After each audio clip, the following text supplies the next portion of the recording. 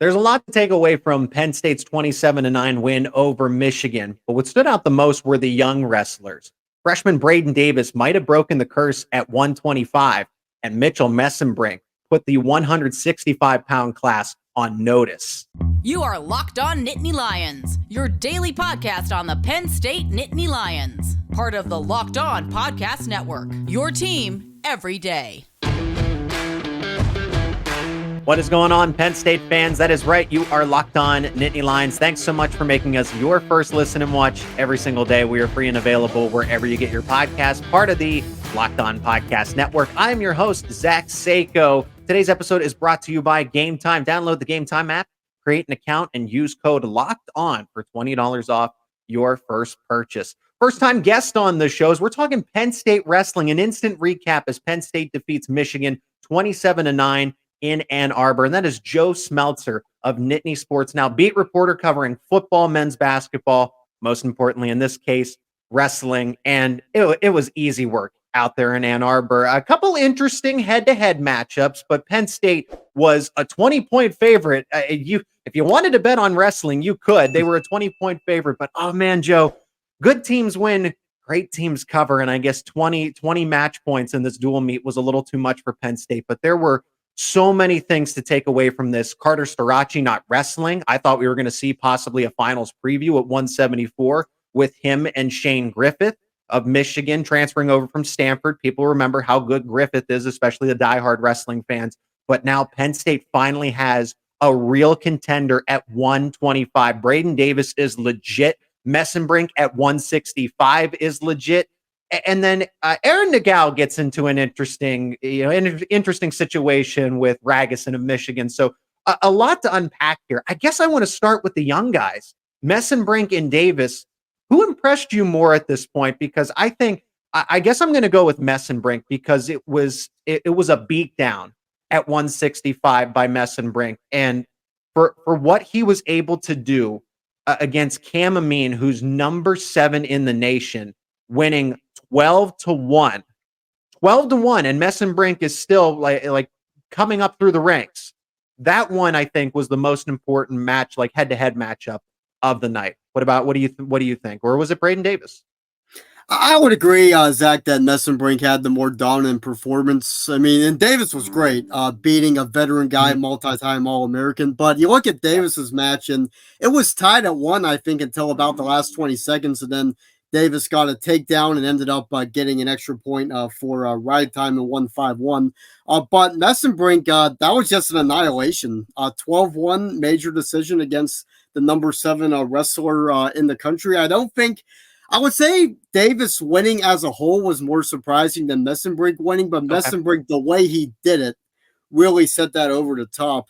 And watching that match, Mesenbrink, his opponent looked like he wanted no part of it. I think he was warned for disqualification at one point because there was just so much stalling going on. And it felt like Michigan as a whole just did not have nearly enough fire. I mean, Michigan isn't as good as Penn State, so I don't know how much you can attribute what happened to effort on Michigan's end. But it felt like the effort that Michigan would have needed to make this at least interesting just wasn't there all night. And a lot of credit has to be given to Penn State, but going back to Davis and Mesenbrink, I think just talking about tonight as a whole, USC has the fight of the night, and I think Mitchell Mesenbrink had the performance of the night for Penn State in Ann Arbor. I mean, easily, when this is a top 10 matchup, you would expect something like Levi Haynes going up against Will Lewan, of course, related to the NFL tackle, and Taylor Lewan. Just a little fun fact. But Amin, who, of course, is related to Miles Amin, who went back and forth with Aaron Brooks. We know that one very well if you paying attention to Penn State wrestling. So in the Amin family, it's all about wrestling.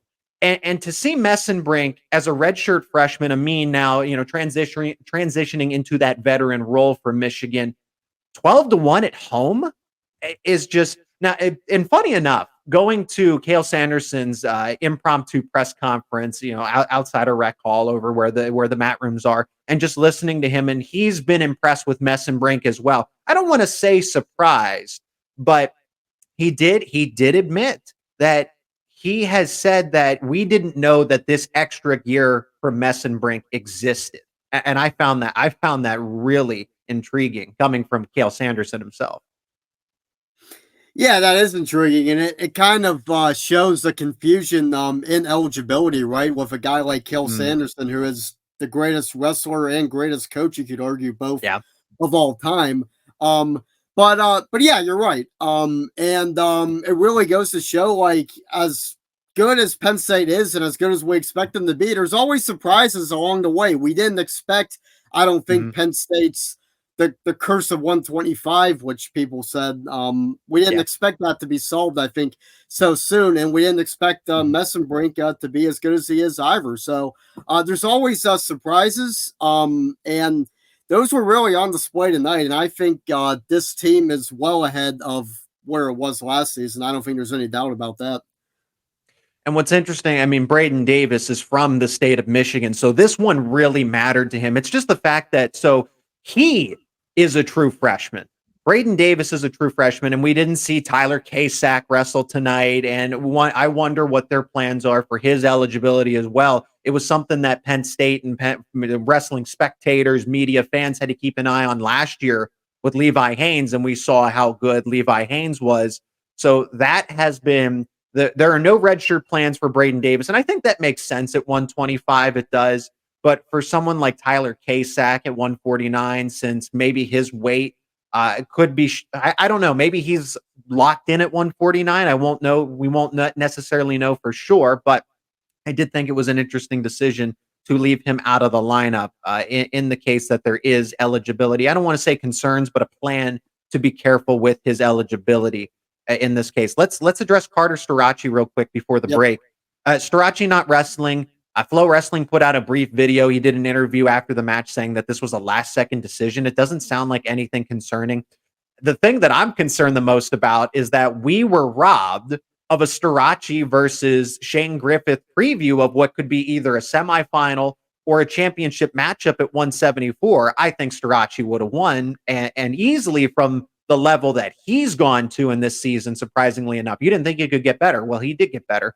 And Shane Griffith would have been a formidable opponent here. But Terrell Barraclough, for this to be a 2-1 decision, and it's no disrespect to Barraclough, he really held his own. Someone who is unranked and I guess is a backup in this case, right, to Carter Starocci. But to take Griffith down to the wire like that, I guess, Starocci not wrestling's a big story, but this is the bigger story that Barraclough is no pushover.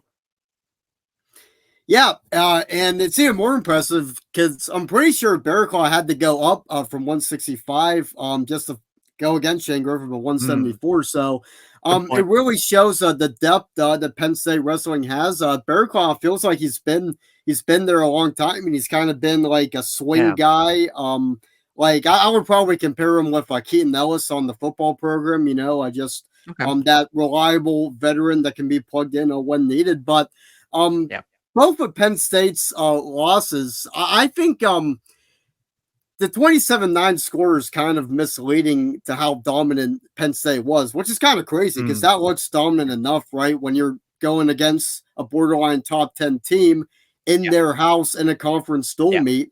27-9, that looks convincing enough, but I agree. Starocci would have beat Shane Griffith, maybe even by a major decision, and that's extra points for Penn State. And then Nagao gets pinned, and you look from the surface, and that's 6 points for Michigan. But we were talking earlier, you didn't think that was a pin. Cael Sanderson didn't think that was a pin. I'll have to watch it again. But even if it was a pin, that's still the 6 points for Michigan is kind of misleading because it did go into Sun victory. But talking back about Barraclough, he fought up in a weight against a guy that could be, in fact, his favorite to be an All-American at the end of the season, and he really did hold his own. Didn't get taken down. Was able to get a point. I think that was. I think he got a riding time point at the end, if I'm not mistaken. 2-1 against the number 4 ranked guy in the country as an unranked reserve. That's nothing to sneeze at all, and that's certainly something that Cael Sanderson, I'm sure, was impressed with, just the fight that Barraclough showed against one of the best at 174. So you mentioned it, Aaron Nagao getting pinned in sudden victory against Michigan. It was a great matchup against Dylan Ragusin, but there's more to it. Plus, just overall general thoughts recapping this one as Penn State defeats Michigan. We'll talk about it more on the other side of this break. Today's episode is brought to you by FanDuel, the official sports book of Locked On. And the NFL regular season has wrapped up. It's come to a close, but the playoffs are here, and there's still time to get in on the action with FanDuel, America's #1 sports book. And right now, new customers can get $150 in bonus bets guaranteed when you place a $5 bet. That's $150 in bonus bets, win or lose. The app is super easy to use, and there are so many different ways to bet, like live same-game parlays. Find bets in the new Explore tab. Make a parlay in the Parlay Hub, the best way to find popular parlays. So all the parlays are already made for you, and there's so much more. So visit FanDuel.com/LockedOn and make your first bet a layup. That's FanDuel.com/LockedOn to get started. FanDuel, the official partner of the NFL. And the Locked On Podcast Network is making history. Locked On has launched the first ever national sports 24/7 streaming channel on YouTube. Locked On Sports Today is here for you 24/7, covering the top sports stories of the day with the local experts of Locked On, plus our national shows covering each and every league. Go to Locked On Sports Today on YouTube and subscribe to the first ever national sports 24/7 streaming channel.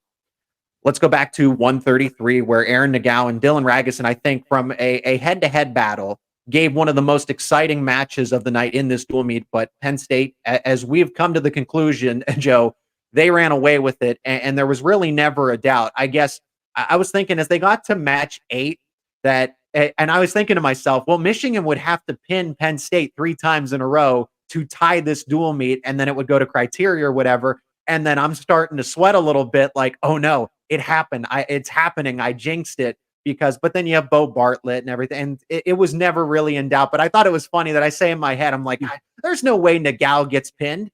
And he gets pinned in sudden victory. So there were some people saying, and to watch Nagao's game, I'm not going to sit here and pretend to be an expert like, oh, he doesn't do this right or he doesn't do that right. Still kind of progressively understanding what each wrestler's capabilities are specifically. But I think people brought up a good point on the internet, especially the wrestling experts, just saying that he's not really good on his feet. He doesn't finish well on his feet. And someone like Ragusin, because you need to have this conversation now. And Cael Sanderson talked about these moments as learning experiences above all else. He said he didn't like Penn State not giving up a takedown because there was nothing against Indiana, because there was nothing to learn from. Well, here's a very big learning experience for Nagao, who could probably end up seeing Ragusin again in the postseason.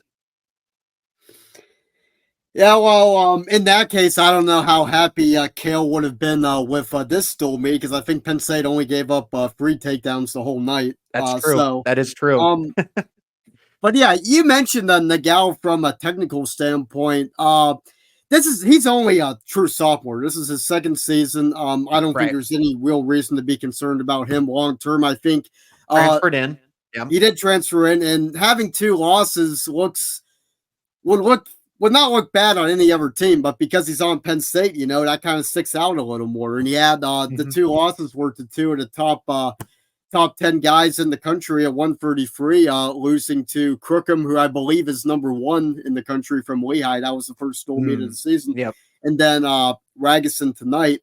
But at some point, Nagao's got to go to the next level. This is a guy that I think surprised a lot of people last season. He fought through some injuries in his first year at Minnesota. Then the Big Ten tournament was his coming out party, him making it to the finals and losing to RBY, which everybody besides Vito lost to RBY. So definitely nothing to be ashamed of there. And then he ends up being an All-American in the NCAA championships and comes to Penn State as what we all thought was an ideal replacement for RBY. And I still think that's going to be the case. But at the same time, this would have been a big opportunity for Nagao to go against a big-time opponent and get a big-time win.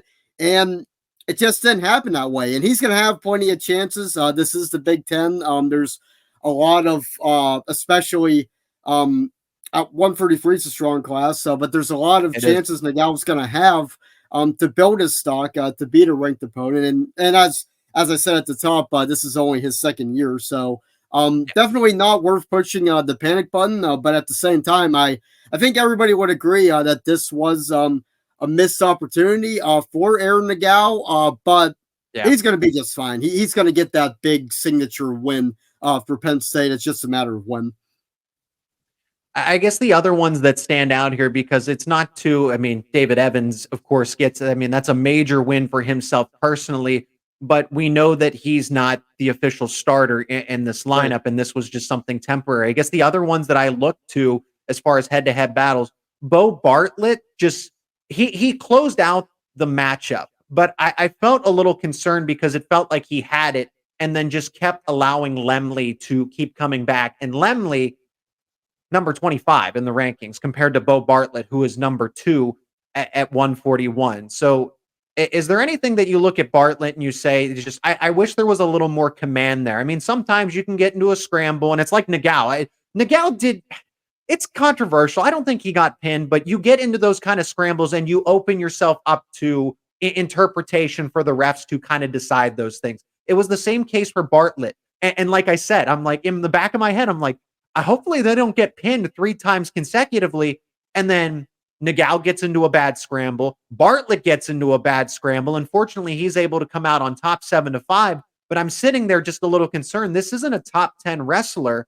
I felt like Bartlett should have had a more commanding win. Yep, I agree. That shouldn't have been about that was still up in the air within the last minute of the third period. I'd agree with that. When you're number 2 and you're going against number 25, that should, in a lot of cases, that's a major decision, if not a tech fall. We saw what Aaron Brooks was able to do to his opponent. So we were probably maybe not quite expecting something like that, but at least expecting something a little more convincing than a 7-5 win over number 25. So I don't think that was Beau Bartlett's most impressive effort. But if one of the bigger gripes of the night is not winning by enough against Michigan, I think that's a pretty good place to be in. So. Yeah, I mean, and like you said, this one was really out of reach. If Carter Starocci wrestles, that's a swing of 6 points, because you take away 3 from Michigan. You at least, right? At least we guarantee a Carter Starocci victory. It's just by a matter of how much. So that's a 6-point swing. And then Nagao controversially getting pinned because of the refs were a little active with Cael Sanderson. They were a little overly active as Cael Sanderson threw the challenge brick. How many times in this case, right? I almost felt like I was losing count, but it was good that he did in the case. And it still felt like the calls weren't exactly getting corrected. Last matchup, Greg Kirkfleet taking on number 4, Lucas Davison. And of course, Mason Paris controlled the weight class last year. And then the year before was Gable Steveson, right? And so now it seems like it's Greg Kirkfleet's turn. I thought this one would be closer, but Kirkfleet just continues to improve. He continues to get better. Like, it's like there's another notch to his game. Yes, there is. Yeah, and Mason Paris was in attendance and was honored during the meet. I don't know what exactly it was for, but I wonder if Greg Kirkfleet saw that and thought, we're wrestling Michigan. I don't have to face this guy. Like, that was his boogeyman last year, right?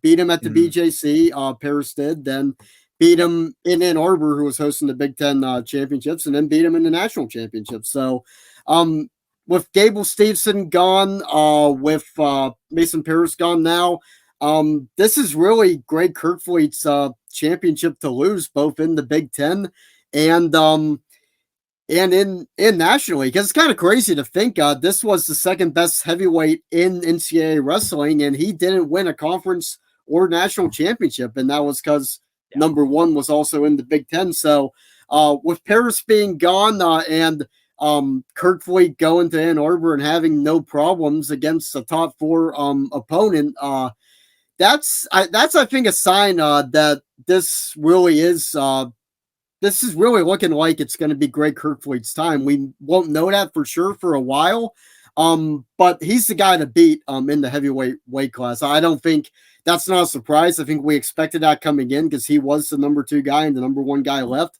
But that performance tonight, that was pretty convincing stuff. To go against a guy in the top 5 and just kind of maybe not quite the statement that Mesenbrink made, but Greg was in control the whole way. So I think Mesenbrink here, there's just going back to him, there's just not enough book on him. Eventually, it's kind of that once you go on your hot streak and then people are like, okay, we have to take you a little more seriously at this point. He's starting to sneak up on some wrestlers, and this was the reality check for all of the NCAA at this point for Mesenbrink. But Kirkfleet, I guess that's what I would have liked to seen out of Beau Bartlett, just a commanding decision. Right. It was 8-3 for Kirkfleet. I want to make sure I have that right. Yes, it was 8-3 against Davison, who is in the top 5. Something I would have liked to have seen out of Beau Bartlett, but that's, a win's a win. You learn from those mistakes, and Penn State is not going to lose many battles. If it's only head-to-head matchups, they're not going to lose any dual meets, and that's what I want to discuss in the final segment. So, Joe, you and I are going to discuss Penn State. Are they going to have any blemishes on the schedule this year? Are they going to be challenged? We'll talk about that coming up here on Locked On Nittany Lions. And today's episode is brought to you by Gametime. You got to download the Gametime app because buying tickets to your favorite events should not be stressful. Gametime is the fast and easy way to buy tickets to all of your sports, music, comedy, and theater events near you. Some of the things that I like about the Gametime app experience, because I've used Gametime myself, you get last-minute tickets, but you get flash deals on those last-minute tickets. So discounts on top of that already. It's easy to find and buy tickets for every kind of event in your area. Gametime sorts it for you so you don't have to go digging and looking for events that are local to you. And probably the best feature, image views of the seats. So you're not wondering, you're not second guessing what it's going to be like from that point of view. You have accurate views of the seats before you get to the venue. Lowest price guarantee and event cancellation protection are included. Gametime is the place to get all of those last-second deals on football, basketball, baseball, concerts, comedy, theater, and so much more. So snag the tickets without the stress with Gametime. You got to download the Gametime app, create an account, and use promo code LOCKEDON for $20 off your first purchase. Terms apply again. Create an account, redeem code LOCKEDON for $20 off. Download Gametime today. Last-minute tickets, lowest price, guaranteed. And remember, if you're not already, become an everyday or subscribe to Locked On Nittany Lions on YouTube and wherever you get your podcasts for all the latest analysis around football, recruiting, men's basketball, and of course, wrestling. You can follow Joe Smeltzer on X, formerly known as Twitter, and at NittanySportsNow.com for more coverage around Penn State sports as well. And Joe, let's discuss just the overall idea of what Penn State's going to do moving forward, because they have another dual meet against Michigan State on Sunday. That one's going to be a win. Spartans are coming off of a 22-13 defeat at the hands of Rutgers. Now, that one will be an interesting one. I hate that one's on a Monday against Rutgers for Penn State. It's in the Bryce Jordan Center, so I'm not really looking forward to it all that much. I mean, yes, from the dual meet standpoint, but it's on a Monday. I don't know. It would have been much better suited for a weekend, but hey, that's what it is, because Michigan's been on the road here. Iowa's going to be on the road. I'm not really looking at the Michigan State dual meet. I think, again, it's another instance of, I think certain wrestlers are going to get the day off. If I sit here right now, I know Carter Starocci wants to be out on the mat, but is there any worth in him trying to wrestle at 174 if there is maybe, I don't know how nagging of an injury, and it's suspected, right? We're suspecting that there's an injury, but minor, do you want to turn that into a major type of thing? So again, this is some of the younger wrestlers. Okay, like in the case of Bernie Truax, I don't think he's going to wrestle against Michigan State. I fully anticipate that Josh Barr, of course, depending on eligibility regulations, would see the mat against the Spartans, because you do have more important dual meets coming up. But that's just it. Other than Rutgers and Iowa, because that one will be on the road, Penn State's just going to be a buzzsaw through everybody else for the rest of the regular season. Water is wet, Joe, right? Yeah. It's the same case every single year. And I think just covering it as Penn State beat reporters and Penn State podcasters and the fans, we're all spoiled. We're all spoiled. What other analysis can we offer that, yeah, Penn State's really good at wrestling and nobody's close? Yeah, and talking about Carter Starocci, I don't even know if it was an injury. Listening to the interview, it sounded like, and Carter didn't say this, so I don't want to Yeah, speculate. right. But This is speculation. Yeah, I'm not yeah, reporting anything new. but it had been reported earlier that it was an illness, so it might be Okay. something as simple as just kind of a winter type thing. And Sure. Carter even said that his younger self probably would have tried to compete, but now there's really no reason to. But talking about Penn State as a whole, I wouldn't send Carter Starocci out there for Michigan State because your next dual meet is against Maryland, and that's going to be an easy win and kind of an easy way for Yep. Starocci to get back into the swing of things before things get a little tougher, much tougher against Ohio State as relative to Michigan State and Maryland. But I think, as you mentioned, Sunday is going to be that seems like a Josh Barr type of meet, a guy that you're going to throw out there when guys are going to be getting. There's going to be some guys getting the day off. I don't know who Cael is going to send out there and who he isn't going to send out, but it's not going to be the A team, and I think that's a good opportunity because Josh Barr has, I think, 4 meets left to use up his red shirt, and he's not going to go against Ohio State. He's not going to go against Rutgers. Not going to go against Iowa. Right. None of that. So Michigan State, I think, is the perfect time to use him. But talking about the schedule, Rutgers is okay. I don't think they're going to lose to Rutgers at home. No, I mean, but they're competitive. They're more competitive than a Michigan State. Obviously, they just beat them. They're top 15 as well. Yeah, and Nebraska is very good, but Nebraska's not on Penn State's level. No. Ohio State is a top 10 team, but I think kind of similar to Michigan, like they're not really a threat to Penn State. The only real threat is Iowa, because that's never a lock going to Iowa City. But I think it's really, Zach, I think it's as simple as this is a better team than Penn State had last year. And Penn State didn't lose a dual meet last year and wasn't really challenged. Maybe Michigan and Iowa to an extent, but those didn't really come down to the wire. Right. And that was when Penn State had pretty much an automatic loss at 125. They don't have that anymore. They have far from that, thanks to Braeden Davis. So, I think the Iowa one will be interesting, but I don't see Ohio State beating Penn State at home. I don't see Rutgers beating Penn State at home. I think it's going to be relatively smooth sailing until the Big Ten championships, and Penn State should win those too. So, you mentioned that this lineup is better, and let's finish with this because I'm trying to gather other people's opinions. In your mind, does Penn State have 10 All-Americans in this lineup? Because I agree that yes, they are better than last year's team, but that it helps when you return a Levi Haynes who already emerged, and then you have the emergence of Tyler Kasich as well and Braeden Davis as young wrestlers. So Penn State is not having this, I guess, the long-term plan that I don't want to say are used to seeing, but we've seen for some other wrestlers. I guess the exception of Aaron Brooks and Carter Starocci, but some other guys have, they redshirt, they're a backup, and then they really wrestle well for the final 2 years of their Penn State career. But Levi Haynes, year 1. Braeden Davis, year 1. We'll see what happens with Tyler Kasich, but right now, year 1. Year 2 for Mitchell Mesenbrink. Okay, that's 4 wrestlers in this lineup, and they're all going to be here for multiple years. You mentioned that Aaron Nagao is still young in his career, even though he transferred over at 133. This is a young lineup that is having this utter dominance. So I say 10 All-American wrestlers, depending on who the lineup ultimately is, because yes, I mean, Tyler Kasich could easily finish in the top 8 there. Jeff Byers, the voice of Penn State wrestling, agrees as well. Do you agree that Penn State could have 10 wrestlers in the All-American conversation? Yeah. I think they could. I don't know if I would predict that.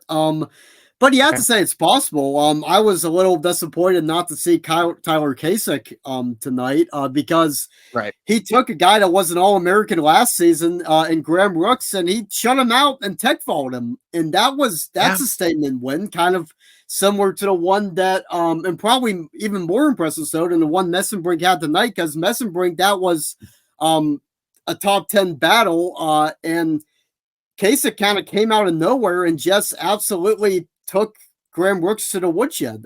So that's a guy that's in the All-American conversation. Braeden Davis, I think, absolutely is. And then we're talking about a lot of the other guys. Nagao was an All-American last season. Mesenbrink, we're not as sure about. Bernie Truex has been an All-American. I think you got to say there's at least 7 that you would bet on. And then it's hard to say that the other 3 wouldn't at least have a shot at doing that come March as well. So I don't know if I would predict that. That's going to be a good debate to have for the next 2 months leading up to the NCAAs, but it's definitely a possibility because there is no weak spot, I don't think, at all in this lineup. And we thought that there might be one when Shane Van Ness went down, but as good as Shane Van Ness is, they have filled that spot nicely with Kasek, to say the least.